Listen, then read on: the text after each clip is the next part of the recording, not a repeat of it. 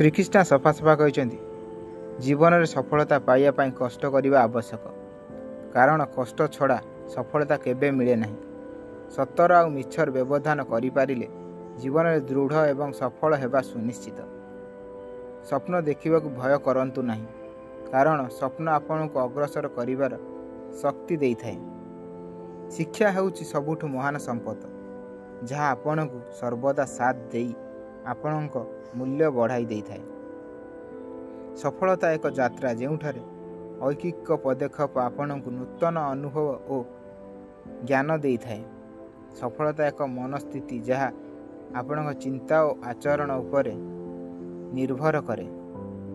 स्वप्न देखंतु, काम करंतु एवं आपण सफलता निश्चित हेब।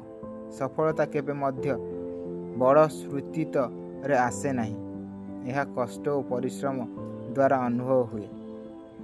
जीवन में विपद एवं संघर्ष को स्वागत करंतु, यह आपण को शक्तिशाली करिवो। मन रे आशा और विश्वास रखंतु, जीवन आपण को मागणा हासी एवं सफलता देव। प्रेम एवं मित्र हेउची सफलतार प्रकृत राह जहाँ आपण को नूतन सफलता प्रदान करिवो।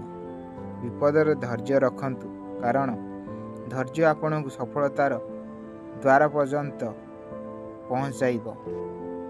सफल हेबा पई जीवन रे स्वप्न आउ काम उभय आवश्यक। जीवन रे गर्भ नियंतु आउ परिश्रम करंतु, सफलता आपण पाखक आसीब। सफलतार पथ केबे भी किछि सरल नुहे, यह भय और प्रेमर आश्रय रे थाए। आशा और आत्मविश्वास रखिबा को सिखंतु, यह आपण को जीवन में सफलता आनिब। जीवन में सफल हेबा पई एक ठीक लक्ष्य रखंतु एवं सेथिपई काम करंतु। सफलता पई आत्मविश्वास एवं धैर्य आवश्यक कारण यही दुईटी बिना जीवन में कौनसी किसी सफल नुहे। मिछ केबे भी दीर्घ थाए नहीं, तेणु सतर पथे चलंतु। जीवन में सफलता पाई मने मिलित एवं सफल लोकों को अनुसरण करंतु। जय श्री कृष्ण।